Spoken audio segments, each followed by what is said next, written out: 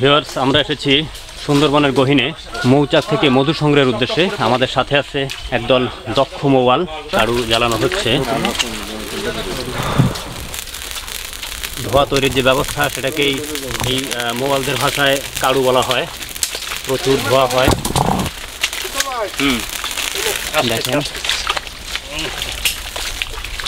Security হিসেবে সবার কাছে আছে টুপি। কাড়ু দিয়ে মৌমাছিগুলো তাড়িয়ে দেওয়া হবে। আমরা আছি আমাদের এটা একটা, অর্থাৎ যখন মৌমাছিগুলো চলে যেতে থাকে তখন তারা এলোপাথারি কামড়াতে শুরু করে। অজস্র মৌমাছি। আমাদের এই টিমের মধ্যে দুজন লোক বেশি সবসময় মৌকার প্রতিমতি ওঠার আগে, তার মধ্যে একজন। আচ্ছা, নাম কি ওনার? কুদ্দুস। কুদ্দুস ভাই।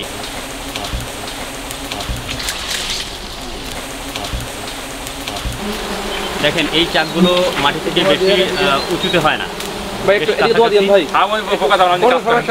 অনেক ক্ষেত্রে হাতের নাগালে থাকে। দেখেন, প্রচুর মৌমাছি, প্রচুর মৌমাছি। এবং আপনাদেরকে জানিয়ে রাখি, যখন এই মৌমাছি খুবই ক্ষিপ্র গতি সম্পন্ন এবং খুবই শক্তিশালী, তখন একবারে প্রাকৃতিক মৌমাছি। এখানে এগুলো চাষের কোনো মৌমাছি না। আর আপনাদেরকে আরো একটু জানিয়ে রাখি, এর চেয়ে আর কি পিওর মধু আসলে হতে পারে না। সারা বিশ্বে বলেন, দেশে বলেন, এর চেয়ে পিওর মধু হতে পারে না। সরাসরি আর কি সুন্দরবনের ভিতর থেকে চাক কেটে মধু সংগ্রহ করা হচ্ছে। আর এটা হচ্ছে সরিষা ফুলের মধু। সরিষা ফুলের মধু সবচেয়ে বেশি দামি।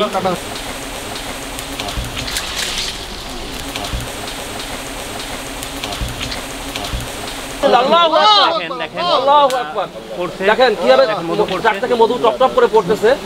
কতটুকু মধু হতে পারে? 2-3 কেজি হবে এটা। আচ্ছা আচ্ছা।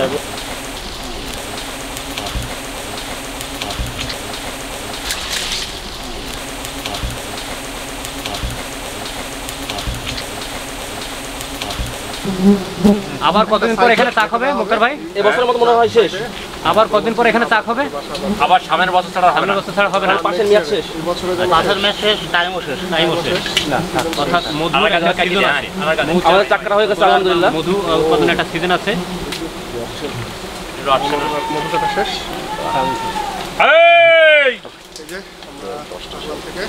এই যে বাচ্চালা চাক ছুঁয়ে দিলাম, এই বাচ্চাগুলো উড়ে নিয়ে চলে যাবে। এই জায়গায় রানী সেলকিরি দেখেছেন? এই রানী সেলকিরি কিন্তু নিচে কি বুঝিনি। এদের রানী করবে, এখান থেকে রানী করবে এরা।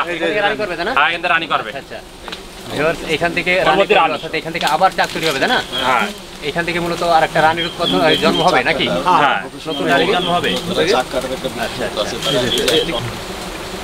আমাদের মধু সংগ্রহ শেষ।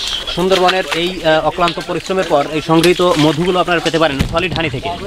সলিড হানি একটি সুপ্রতিষ্ঠিত মধু উৎপাদনকারী সংস্থা। পাশাপাশি তাদের দক্ষ মৌয়াল আছে যারা আর কি সারা বছর সুন্দরবন থেকে মধু সংগ্রহ করে এবং সারা দেশে সরবরাহ করে থাকে।